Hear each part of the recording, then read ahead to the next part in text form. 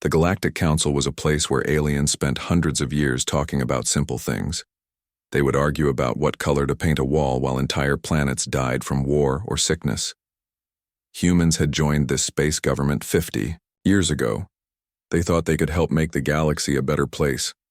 Captain Jake Morrison worked at the human embassy. He floated in space around a planet called Zentara Prime. This was where all the alien governments met to talk. Jake sat in his office watching the big screen. The Velkari aliens were fighting with the Thoraxian aliens about space trade routes. They had been having the same argument for 37 years. During all this time, human ships had been using those same routes and making good money. "Sir, we got the votes from Earth," said Lieutenant Amy Carter. She was Jake's helper. Her voice sounded serious. The people on Earth had voted on a simple question. Should humans keep working with the Galactic Council? After 50 years of watching aliens talk while people suffered, humans were tired of waiting. Wars happened in faraway places while the Council talked about what to do. Diseases killed millions while committees made more committees. Space pirates attacked trade ships while the Council wrote reports that nobody read.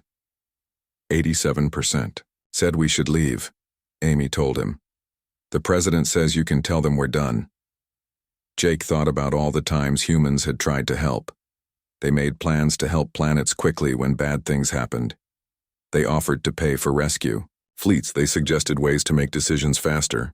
Every time, the aliens buried their ideas under mountains of paperwork that took years to read. The last straw came during the Kepler-7 crisis. A planet was running out of food, and people were dying.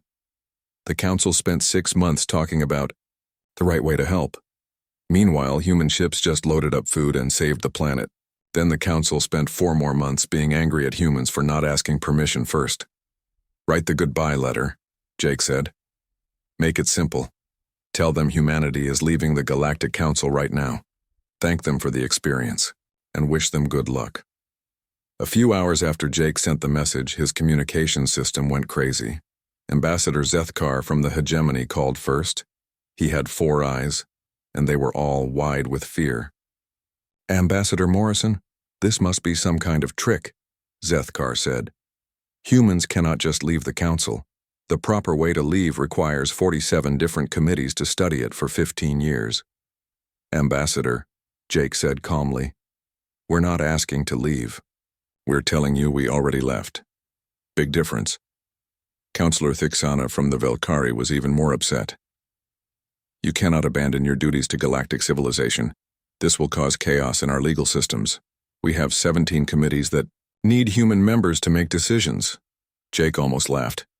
In 50 years, humans had worked on 847 different committees and advisory groups. They had written 12,000 reports that were still sitting somewhere being reviewed. They had solved countless problems, but most remained unsolved because the Council could never make up its mind. "Then fix your legal systems," Jake replied. "Humanity wishes you well, but we're finished." The most interesting call came from Ambassador Drak of the Nethys Collective. These crystal beings usually never talk to anyone. Drak's translated voice sounded almost amused. "Human Jake, your action has caused waves throughout the diplomatic networks. Many civilizations are confused. Some are scared. Others are curious. What will humans do now?" "What humans always do," Jake answered. "Take care of our people, help where we can, and get things done." As news spread across the galaxy, most aliens thought humans were being stupid. The Velkari Chancellor said publicly that humans would come back begging within a year. The Thoraxian High Command said humans would realize their mistake when they saw what happened without the Council's protection. But humans weren't hiding from the galaxy. While Jake was packing up the embassy, Captain Lisa Hayes docked her merchant ship Lucky Strike at the station. Her ship was full of valuable materials from human colonies, heading to markets across the galaxy. "So what's the plan now?" Lisa asked Jake over coffee. "Same as always," Jake said. "We take care of business. The galaxy doesn't need politics to work. It needs people who actually do things." Lisa smiled. "Good, because I have 17 different alien species wanting to make direct trade deals with human merchants. Seems like they're tired of waiting for Council approval too." As the human embassy left Zentara Prime, Jake looked one last time at the huge council building. Inside, he knew representatives from 847 different species were probably forming a committee to discuss making a committee about humanity leaving. Meanwhile, human ships were already flying throughout the galaxy. They were making direct deals with alien species who cared more about getting results than following endless rules. The universe was about to learn what happened when humanity decided to just do things without asking permission first. Other alien species watched with interest. Some were scared, others were excited. Many were tired of waiting years for simple decisions. They saw humans leaving and wondered if they should follow. The Galactic Council had always said that proper procedures were the most important thing. But humans had just proven that getting things done was better than following rules. This simple idea was about to change everything in the galaxy. Jake smiled as Earth's blue marble grew larger on his view screen. Humanity was going home. But they weren't giving up on the galaxy. They were just going to help it in their own way. And that way was about to turn everything upside down. 3 months after humans left the Galactic Council, strange things started happening across the galaxy. Small alien governments began missing important deadlines because humans were no longer there to help them finish paperwork quickly. Then shipping became slower as human traders started making their own deals directly with planets instead of following council rules. Admiral Pete Collins commanded the human Deep Space Fleet. He was patrolling the Vega sector when Lieutenant Dan Foster ran up to him with bad news. "Sir, we're getting emergency calls from the Altair system. The Zentaxi Empire and the Hegemony are fighting again. This time it's really bad. 3 planets are under attack." Pete looked at the tactical screen showing where all the fleets were positioned. In the old days, this would have started an automatic emergency meeting of the Council. They would spend months talking about what to do while planets burned and people died. "What is the Council doing about this?" Pete asked, even though he already knew the answer would be stupid. "According to our spies, they started an emergency meeting 6 weeks ago. They're still arguing about whether this is a level 3 or level 4 conflict. They need to know which committee should handle it." Pete studied the reports. The Altair colonies had 14 million people from different alien species living there. Many were refugees from other wars that the Council had failed to stop. This wasn't a fight between big powers over resources. This was 2 old empires using small systems as battlegrounds while innocent people suffered. "Sir," Dan continued, "we're also getting direct messages from the planetary governors in Altair. They're asking for human help." "Asking us directly, not through the Council?" "That's right, sir. Governor Max Turner of New Altair Colony specifically asked for human help. He said we have a reputation for getting things done quickly." Pete made his decision fast, the way that used to annoy Council watchers. "Signal the fleet. We're going to Altair. Tell Earth Command we're providing help because local governments asked us to." "Sir, should we tell the Council?" "We're not Council members anymore, Lieutenant. We don't need their permission to help people." The human response was fast and smart. Instead of spending months arguing about rules of war, Admiral Collins simply put his fleet between the fighting armies and the civilian populations. When Zentaxi forces asked what gave humans the right to interfere, Collins answered simply, "The people who asked for help gave us that right." How well human intervention worked shocked the entire galaxy. Within 2 weeks, the conflict that had been going on for months was stopped. The human fleet didn't conquer territory or force political solutions. They just protected civilians and created safe zones where the warring sides could talk. But the real surprise came from somewhere unexpected. Dr. Kate Walsh was a human scientist, working alone in the Outer Rim. She made a discovery that would change galactic science forever. While the Galactic Council's Scientific Advisory Board was still arguing about the proper way to study biological interactions, Dr. Walsh had just started working. Her breakthrough in treating diseases across different species came when she found a plague destroying the Kelric system. The local species, the Kelrics, were dying from a disease their own doctors couldn't cure. They had asked the Council for help 8 months ago and were still waiting for an answer. The bureaucracy was literally killing them, Dr. Walsh later told Earth Command. "So I just started working on the problem. It turns out human medical techniques changed for their biology could treat the plague effectively. We saved about 4 million lives. News of Dr. Walsh's success spread quickly through unofficial channels. Soon, human scientists were getting direct requests from dozens of species for help with problems that the Council had been studying for years. The same pattern happened everywhere. Human engineers fixed infrastructure problems on mining worlds. Human diplomats solved trade disputes. In days instead of decades, human merchants created supply chains that delivered goods efficiently without needing 17 different permits. On Zentara Prime, the Galactic Council faced a crisis they had never seen before. Species were starting to ask why they needed Council approval for things that humans were doing independently. The Brakari Confederacy formally asked for direct diplomatic relations with humanity, completely bypassing the Council. Ambassador Zethkar of the Hegemony called an emergency session to discuss what he called the human crisis. It was ironic that the Council was now urgently debating how to respond to an organization that no longer cared about their debates. The humans are destroying the entire foundation of galactic order, Zethkar declared to the Assembly. They are acting alone, ignoring proper procedures and encouraging other species to do the same. Councillor Thixana of the Velkari added her worry. Our intelligence reports show that 47 different species have made direct relations with human governments. They are creating a parallel diplomatic structure that completely bypasses Council authority. What really scared the Council leadership was not that humanity was conquering other species.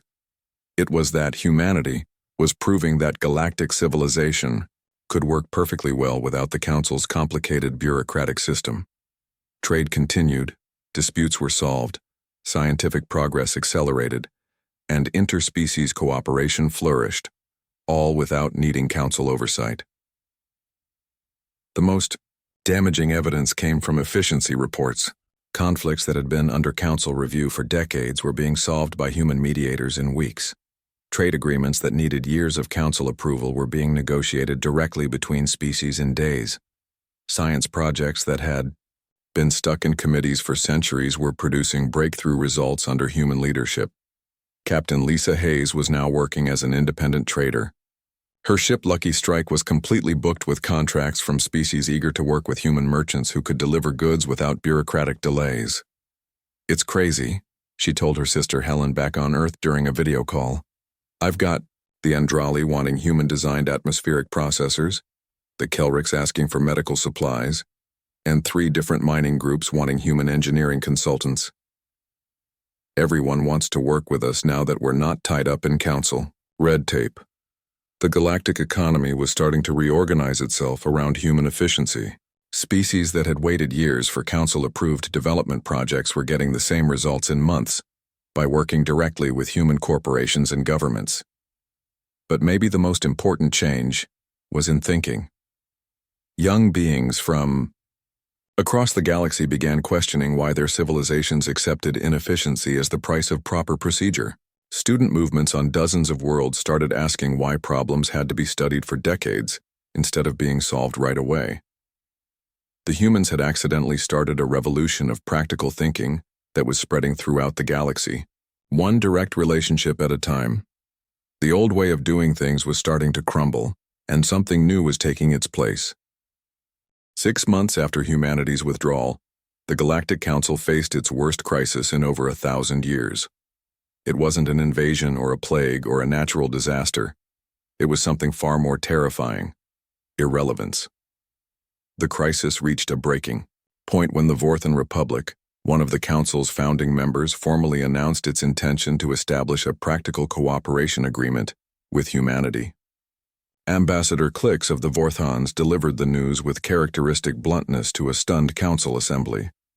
The humans have helped us resolve 3 border disputes, establish trade relationships with 7 new species, and advance our stellar engineering projects by 2 centuries of progress, all in the past 6 months, Klix announced.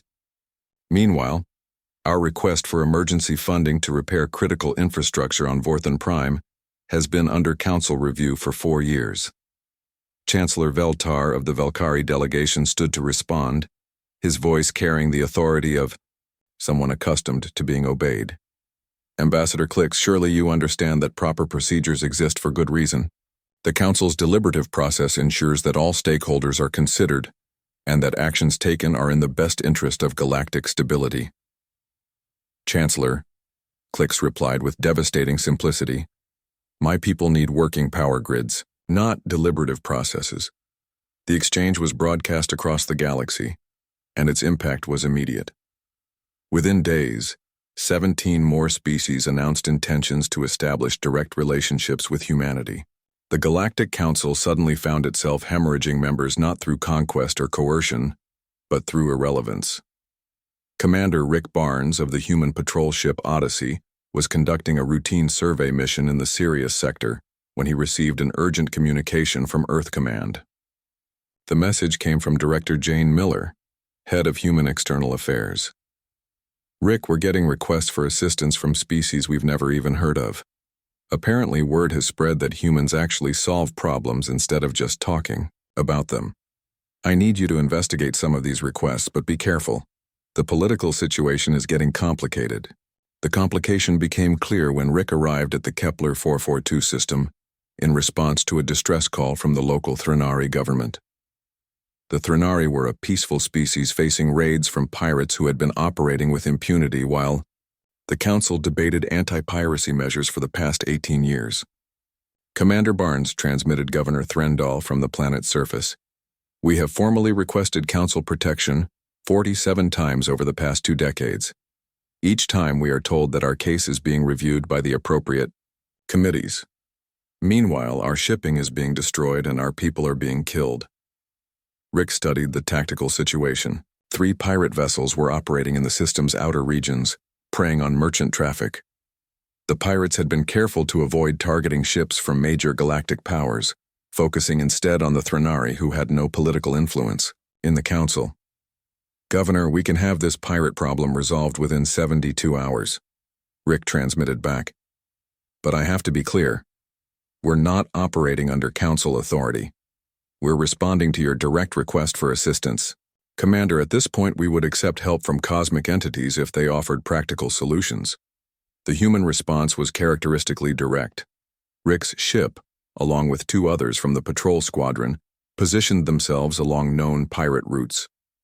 When the raiders appeared expecting easy prey, they instead found themselves facing human vessels with superior technology and tactics honed by years of independent operations. The engagement lasted 6 hours. The pirates were either captured or driven from the system. The Threnari shipping lanes, which had been under threat for nearly 2 decades, were secure, but Rick's success triggered an unexpected response. Within hours of the pirates' defeat, a Galactic Council enforcement fleet arrived in the system, led by Admiral Vextar of the Hegemony. Human vessel, you are in violation of Council Resolution 847 Alpha regarding unauthorized military action. In neutral space, Admiral Vextar transmitted with obvious irritation. You will stand down and submit to Council authority for violations of galactic peacekeeping protocols. Rick found himself in a surreal situation. The Council, which had ignored Threnari pleas for help for 20 years, was now angry that someone had actually solved the problem. Admiral Vextar, with respect, humanity is no longer subject to Council authority. We responded to a direct request from the legitimate government of this system to address a security threat. The Council's authority extends to all civilized space, regardless of your withdrawal from proper governance structures. The standoff that followed became legendary in galactic diplomatic history. 2 fleets faced each other in the Kepler 442 system. Human ships that had just saved the local population from piracy, and Council forces upset that their authority had been bypassed. The crisis was resolved not through military action, but through an unexpected source. The Threnari government publicly broadcast a message throughout the galaxy, praising human effectiveness and condemning Council inaction. Governor Threndall's words were particularly devastating. For 20 years, we begged the Galactic Council for protection while our people died. The humans solved our problem in 3 days. If this makes us criminals in the Council's eyes, then we formally request to be criminals alongside humanity. The broadcast triggered a cascade of similar statements from dozens of species. The Altair colonies praised human intervention during the recent conflict. The Kelricks thanked human doctors for ending their plague. Mining worlds throughout the Outer Rim credited human engineers with solving infrastructure problems that had been under council review for decades. Public opinion throughout the galaxy began shifting dramatically. The council, which had positioned itself as the guardian of galactic stability, was increasingly seen as an obstacle to practical problem-solving. The situation worsened when economic data began circulating. Trade volumes between humanity and other species had increased by 400% since the withdrawal. Scientific collaboration projects were producing breakthrough results at unprecedented rates. Even crime rates in systems with human presence had dropped significantly due to swift, effective enforcement actions. On Zentara Prime, emergency sessions were being called daily as council leadership struggled to respond to what they now privately referred to as the human problem. The solution they eventually proposed was both predictable and disastrous. We must impose economic sanctions on any species that maintains unauthorized relationships with humanity, declared Chancellor Veltar during a closed session. We must demonstrate that circumventing proper council channels has consequences. The sanctions were announced with great ceremony, accompanied by lengthy speeches about the importance of proper galactic governance. The council's leadership expected rapid compliance and a return to established order. Instead, the sanctions triggered the final phase of the crisis. Species throughout the galaxy now faced a choice: continue working with efficient, effective human partners, or return to the council's bureaucratic inefficiency. The choice for most was easy. Within 2 weeks of the sanctions announcement, 43 species had formally withdrawn from the Galactic Council. They didn't join some human empire or alliance. They simply declared their intention to govern their own affairs and work directly with whoever could help them solve their problems most effectively. The 1,000-year-old Galactic Council, which had once governed 847 different species, found itself reduced to fewer than 300 members, most of whom were questioning whether the organization had any purpose beyond generating paperwork. The galaxy was reorganizing itself around a radical new principle: results mattered more than procedures. 1 year after humanity left the Galactic Council, Captain Jake Morrison found himself in a position he never expected. He was hosting the first Galactic Cooperation Summit on the human station New Harmony in the neutral zone between former Council space and the Outer Rim territories. The irony was not lost on anyone that the station had been built in 6 months using direct cooperation between human engineers and 12 different species, while the Council's new headquarters on Zentara Prime had been under construction for 8 years and was still not finished. "Jake, we've got representatives from 127 different worlds asking to attend," reported his aide, Lieutenant Amy Carter, now serving as diplomatic coordinator for what the media had begun calling the Practical Alliance. That's more species than the Council has left as members. Jake looked at the attendance list with a mixture of satisfaction and amazement.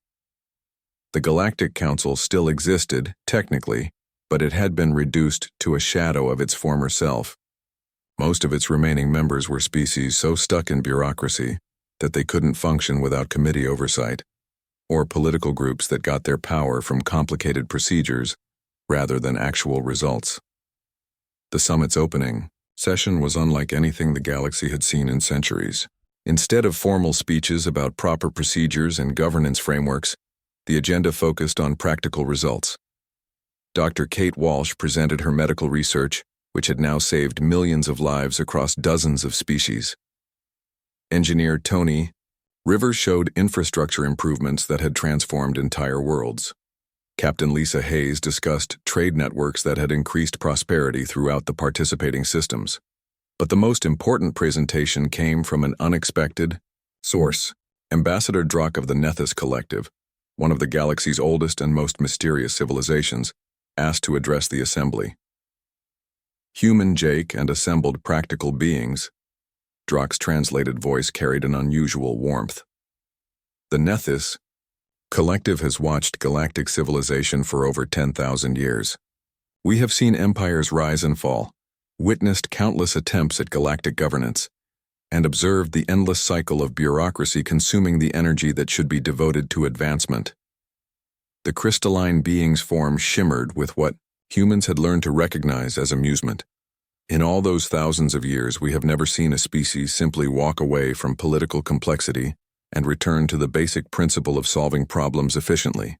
The humans have done something remarkable. They have reminded the galaxy that civilization exists to serve beings, not the other way around. Drock's support carried enormous weight throughout the galaxy. The Nethys Collective rarely got involved in galactic politics, and their approval of the human approach made legitimate what many species had been thinking privately. The summit's most important outcome was not the formation of a new government structure, but rather the establishment of what became known as the Practical Cooperation Network. Unlike the Galactic Council's hierarchical bureaucracy, the network operated on simple principles. Species cooperated directly on projects of mutual benefit, problems were solved by whoever could fix them most effectively, and bureaucratic overhead was kept to an absolute minimum. Admiral Pete Collins, now serving as coordinator for security cooperation, presented the network's approach to conflict resolution. "We don't prevent conflicts through legislation," he explained to the assembly. "We prevent them by addressing the underlying problems quickly before they escalate into violence." The results spoke for themselves. In the year since humanity's withdrawal, the number of active conflicts in network space had dropped by 78%. Trade disputes were resolved in days rather than years. Humanitarian crises received immediate response instead of being studied by committees. But perhaps the most significant change was cultural. Young beings throughout the galaxy began embracing what became known as the human approach, identifying problems clearly, developing practical solutions quickly, and implementing them efficiently, without endless debate. On Earth, President Susan Clark addressed the planet in a speech that was broadcast throughout the galaxy. "A year ago, we walked away from galactic politics not out of isolationism, but out of frustration with inefficiency. We've learned that you don't need permission to help people, you don't need committees to solve problems, and you don't need bureaucracy to build civilization. You just need to care enough to get things done." The Galactic Council made one final attempt to reassert its authority by declaring the Practical Cooperation Network an illegal organization and demanding that all species return to proper governance channels. The response was swift and definitive. 17 more species withdrew from the Council, reducing its membership to fewer than 200 worlds. Chancellor Veltar, one of the few remaining Council leaders, made a desperate plea during what turned out to be the Council's final public session. Without proper procedures and oversight, galactic civilization will collapse into chaos.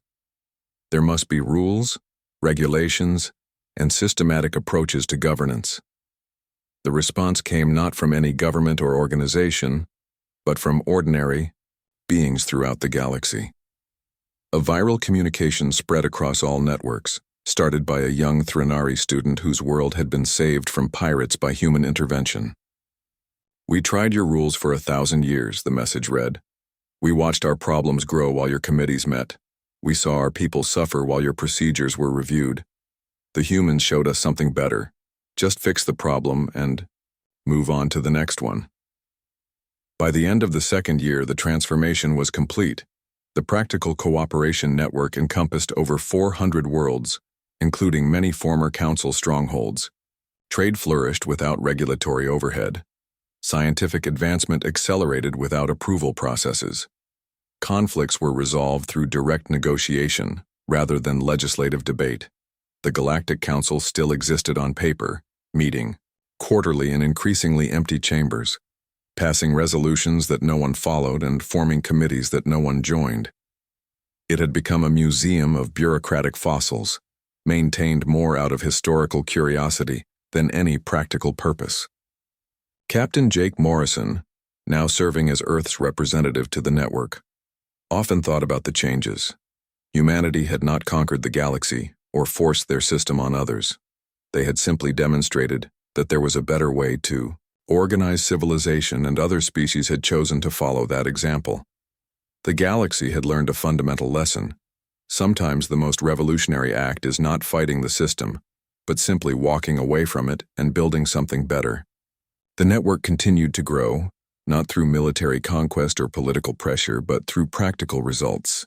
Every problem solved efficiently, every crisis addressed quickly, and every project completed successfully served as an advertisement for the power of practical cooperation over bureaucratic complexity. Commander Rick Barnes, now leading a joint human-alien patrol fleet, summed it up perfectly during a news interview. "We didn't set out to change the galaxy. We just wanted to help people and get things done. Turns out that's exactly what the galaxy needed." In the end, humanity had not just walked away from galactic politics. They had shown the entire galaxy that politics, in the traditional sense, might be completely unnecessary. All you really needed was beings willing to work together to solve problems and make things better. The universe had indeed freaked out when humanity walked away from galactic politics. But in the aftermath, it had discovered something remarkable. The galaxy worked much better without the politics. Problems got solved, people were helped, and civilization flourished when practical cooperation replaced bureaucratic complexity. The human approach had won not through force or manipulation, but through the simple power of getting things done.